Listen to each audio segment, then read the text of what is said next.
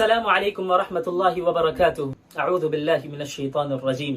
ان للمتقین مفازا حدائق واعنابا وكواعب اترابا وكأسا دهاقا لا يسمعون فيها لغوا ولا كذابا جزاء من ربك عطاء حسابا رب السماوات والأرض وما بينهما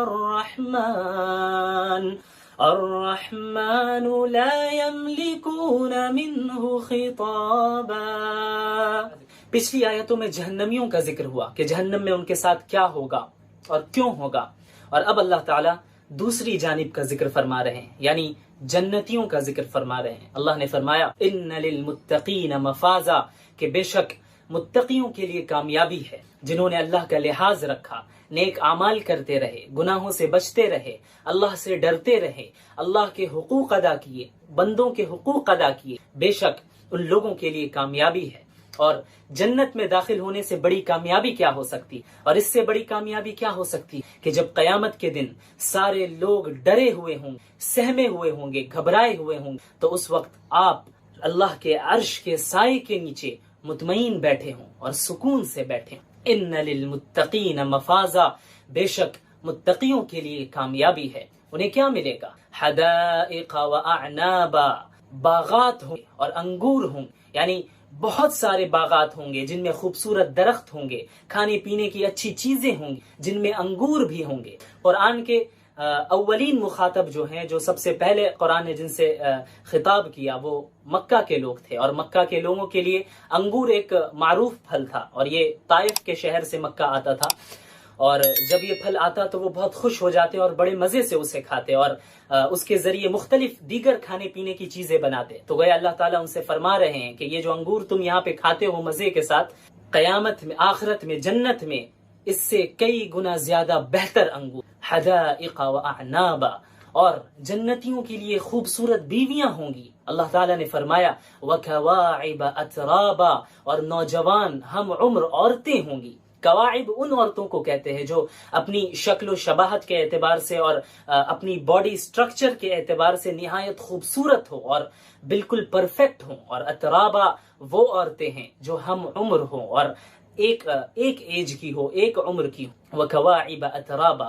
اور کیا جنت میں شراب ہوگی؟ ہاں ہوگی، اور وہ ایسی شراب ہوگی جس سے نشہ بھی نہیں آئے گا، اور جب انسان اس شراب کو پیے گا تو وہ اپنی عقل بھی نہیں کھو بیٹھے گا. تو اللہ تعالیٰ نے فرمایا وَكَأْسًا دِهَاقًا، اور لبریز چھلکتے ہوئے پیالے ہوں گے، بھرے ہوئے پیالے ہوں گے. لَا يَسْمَعُونَ فِيهَا لَغْوًا وَلَا كِذَّابًا.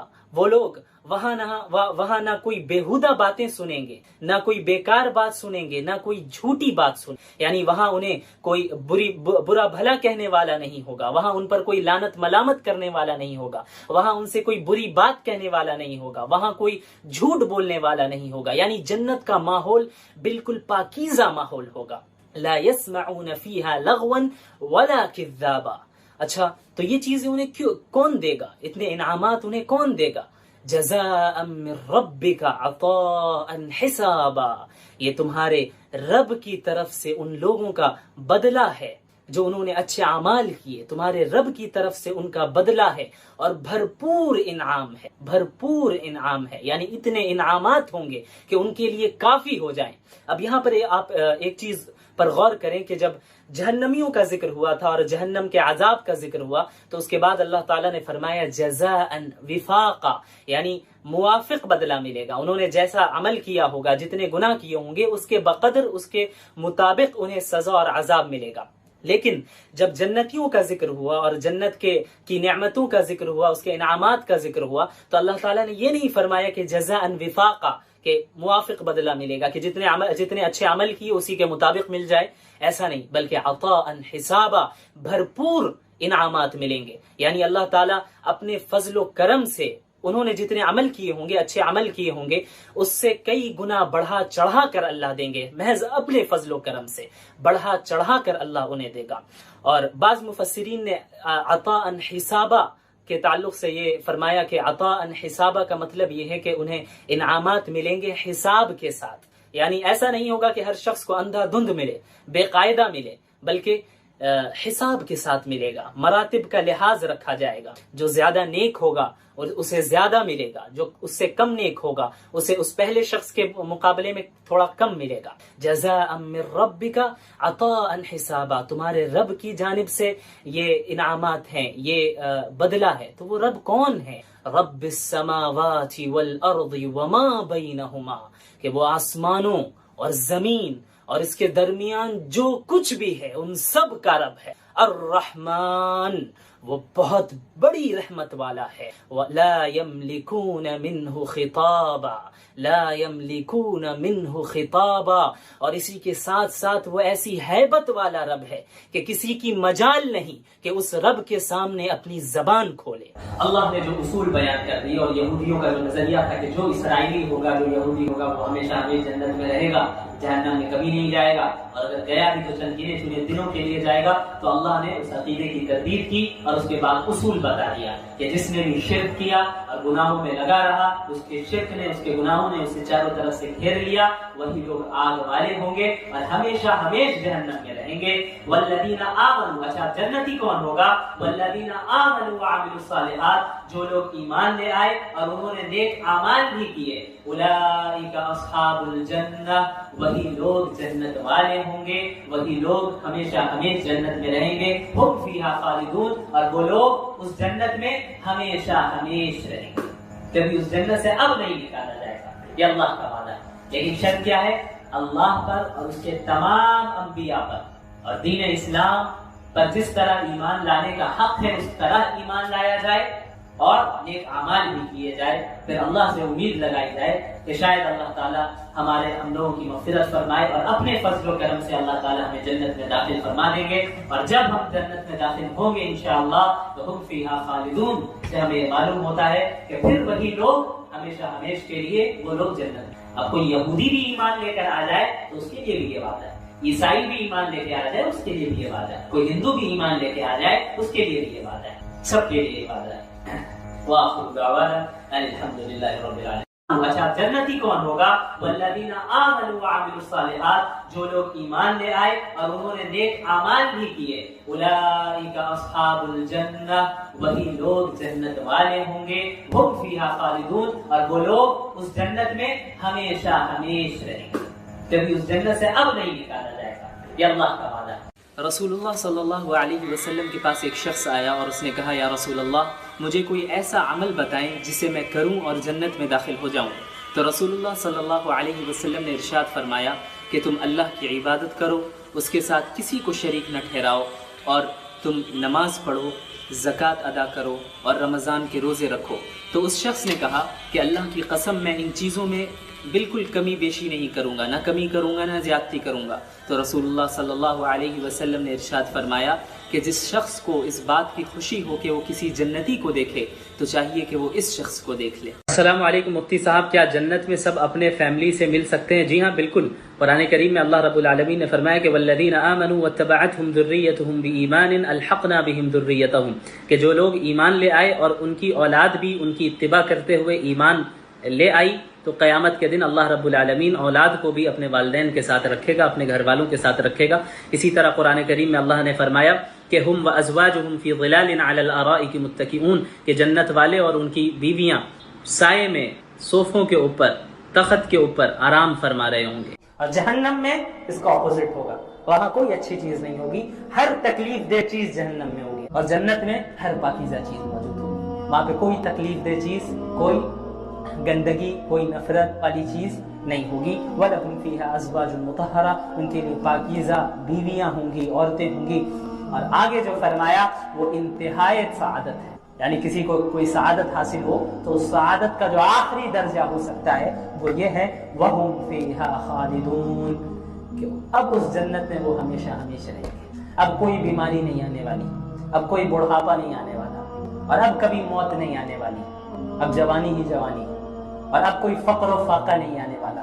بہت جھیل لیا، خندق میں 2 پتھر باندھ لی، اب اور یہ محنت نہیں کرنی ہوگی اور یہ مشقت نہیں اٹھانی ہوگی، اب صرف رزق ہی رزق ہے، اور اللہ کی رضا ہی رضا ہے.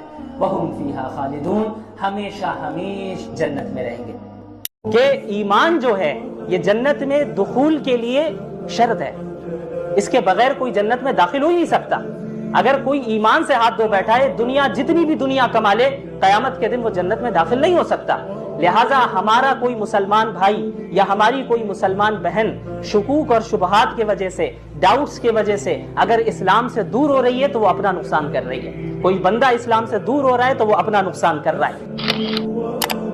ایسی جنت میں ہوگا جس کے متعلق اللہ تعالیٰ نے فرمایا کہ ما لا عین رأت ولا اذن سمعت ولا خطر على قلب بشر, کہ وہ جنت ایسی جنت ہے, وہاں ایسی نعمتیں ہیں کہ جس جنت کو کسی آنکھ نے اب تک دیکھا نہیں اور کسی کان نے اب تک سنا نہیں, اور اس کا تصور بھی کسی کے دل و دماغ میں نہیں آیا. یعنی ایسی خوب لگژریس لائف ہوگی اور اتنی زبردست نعمتیں ہوں گی, اتنا عیش و آرام وہاں پر ہے اور اتنی پسندیدہ زندگی ہوگی کہ اس کا تصور بھی نہیں کیا جا سکتا. قرآن میں جو جنت کی نعمتیں بیان کی گئی ہیں وہ ان الفاظ میں بیان کی گئی ہیں جو ہمارے ذہن سے قریب تر ہو, ہم کچھ اندازہ لگا سکے. ایسا نہیں ہے کہ بس جو بتا دیا گیا قرآن میں بس وہی ہوگا اور ہم جو سوچ رہے ہیں اس طرح ہوگا. نہیں, جنت ایسی جگہ ہے جو ہمارے امیجنیشن سے باہر ہے, ہم اس کا تصور بھی نہیں کر سکتے.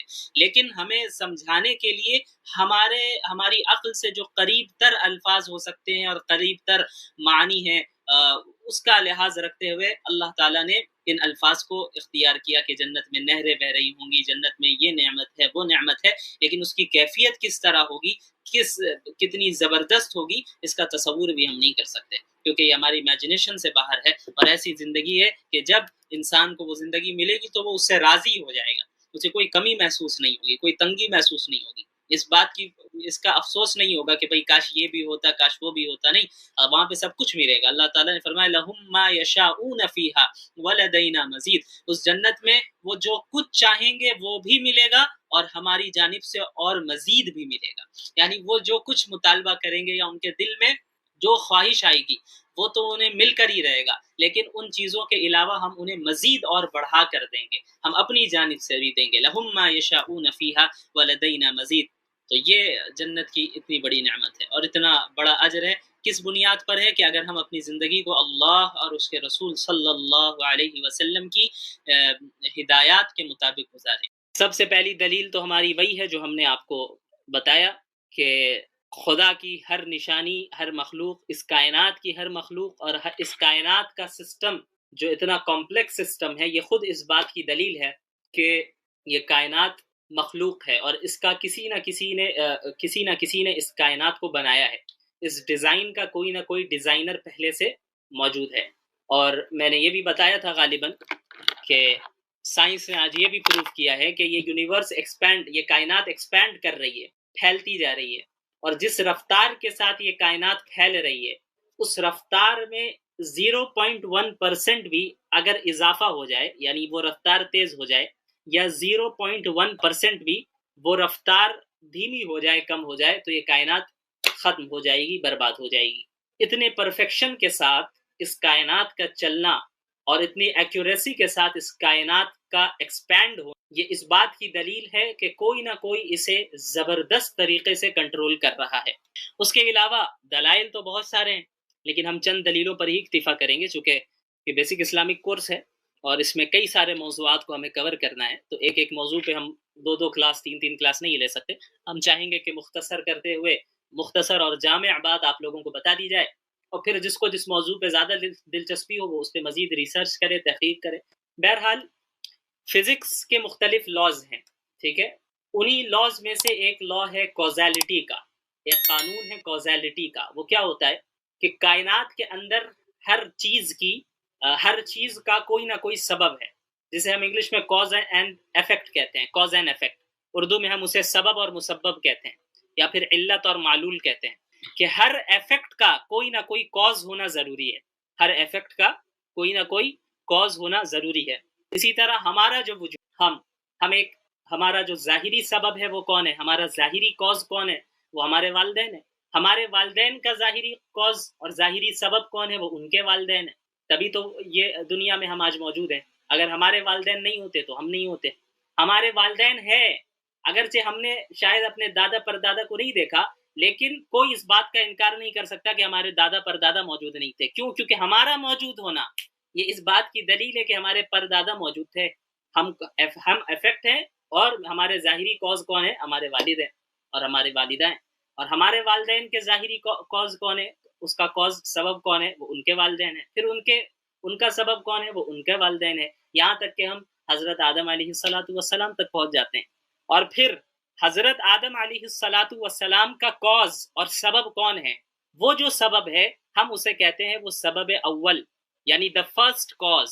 اور ہم اسی فرسٹ کوز کو خدا مانتے ہیں، اللہ مانتے ہیں. تو یہ پوری دنیا، یہ جو کائنات ہے، اس کا جو سبب ہے، وہ کوز ہے، فرسٹ کوز ہے، وہ خدا ہے.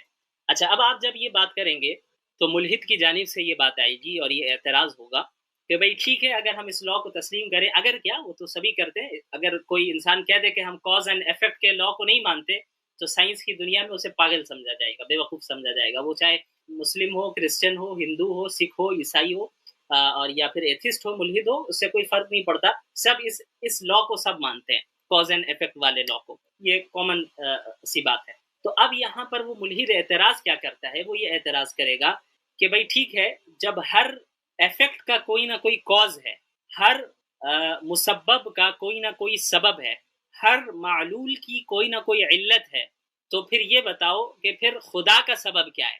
پھر خدا کا وجود کہاں سے آیا؟ خدا کو کس نے بنایا؟ خدا کا سبب کیا ہے؟ ہر چیز کا ایک آپ ہی نے کہا کہ ہر چیز کا ایک سبب ہے، تو پھر خدا کا سبب کہاں ہے؟ کیا ہے؟ ٹھیک ہے، تو اب اس کا جواب سن لیں آپ. اس کا جواب یہ ہے کہ یہ جو کوزیلٹی کا لا ہے، یہ فزکس کا ایک لا ہے. کوز اینڈ ایفیکٹ، علت و معلول، سبب و مسبب کا جو یہ لا ہے، یہ قانون ہے، یہ فزکس کا ایک قانون ہے، فزکس کا ایک لا ہے. اور فزکس کا موضوع کیا ہے؟ فزکس کا موضوع یہ کائنات ہے. فزکس کا موضوع کائنات کی لمیٹیشن ہے. لہٰذا اس کائنات کی لمیٹیشن کے اندر جو بھی ذات ہوگی وہ اس قانون اور اس لا کی پابند ہوگی. لیکن جب ہم خدا کی بات کرتے ہیں اور اللہ رب العالمین کی بات کرتے ہیں تو ہمارا یہ عقیدہ ہے کہ ہمارا رب تمام لمیٹیشنز اور تمام زمان و مکان سے پاک ہے. تو اللہ رب العالمین کو کائنات کی لمیٹیشن کے اندر قید نہیں کیا جا سکتا. اللہ اس کائنات کی لمیٹیشن کے باہر ہے. لہٰذا اللہ اس کائنات کی لمیٹیشن کا پابند ہوتا اگر، تب تو ہم یہ کہہ سکتے تھے کہ بھئی ہاں خدا کا بھی کوئی نہ کوئی سبب ہونا چاہیے. لیکن چونکہ خدا کائنات کی لمیٹیشنز کا پابند نہیں ہے، وہ ہر زمانے اور ہر جگہ سے پاک ہے. اسے کسی زمانے اور یہ جگہ کی ضرورت نہیں ہے. وہ ان چیزوں سے پاک ہے، وہ کسی بھی لمیٹیشن سے پاک ہے. لہٰذا فزکس کا یہ لا خدا پر منطبق نہیں ہو سکتا، کیونکہ فزکس کا جو یہ لا ہے، اس کا موضوع کیا ہے؟ وہ یہ کائنات ہے اور کائنات کی لمیٹیشن میں جو کچھ بھی ہے. بہرحال اس کو آپ دوسرے انداز میں اس طرح اور سمجھ سکتے ہیں کہ خدا کے متعلق یہ سوال کرنا کیوں غلط ہے کہ خدا کو کس نے بنایا. اتنا اگر وہ ادھر تک آپ لے آئیں اس کو، وہ یہ تو مانے گا کہ چلو بالفرض مان لے کہ خدا ہے، تو پھر خدا کو کس نے بنایا؟ تو اگر کاز اینڈ ایفیکٹ کا مسئلہ ہر ایک پر منطبق کیا جائے تو پھر یہ سلسلہ کبھی ختم نہیں ہوگا. پھر خدا کو اگر کسی نے بنایا تو پھر اس کو کس نے بنایا، پھر اس کو کس نے بنایا، پھر اس کو کس نے بنایا، یہ تو سلسلہ چلتا رہے گا. تو ظاہر سی بات ہے یہ جو فزکس کا لا ہے، اس کا موضوع یہ کائنات ہے، اور کائنات کے اندر جتنی چیزیں ہیں ان چیزوں پر ان اصول کا منطبق ہوتا ہے. اور وہ کائنات کے اندر جتنی چیزیں ہیں وہ ظاہر ہے کائنات کی لمیٹیشنز کی پابند ہے، اس لمیٹیشنز کے اندر ہے. اور اللہ رب العالمین زمان و مکان سے اور تمام لمیٹیشن سے پاک ہے. تو فزکس کا لا خدا پر منطبق کرنا یہ درست نہیں ہے. اب اس کو دوسرے انداز میں کس طرح سمجھیں؟ اب آپ اس طرح سمجھیں کہ فزکس کا ہی ایک قانون ہے تھرمو ڈائنامکس کا. تھرمو ڈائنامکس کے مختلف لاز ہیں. اس کا جو دوسرا قانون ہے، the second law of thermodynamics, اس کا مفہوم یہ ہے، اس کا خلاصہ یہ ہے، اس میں جو بات بتائی گئی ہے اسے بھی کوئی انکار نہیں کرتا. تھرمو ڈائنامکس کے لاز کو کوئی انکار نہیں کر سکتا، سب تسلیم کرتے ہیں، ہم بھی کرتے ہیں.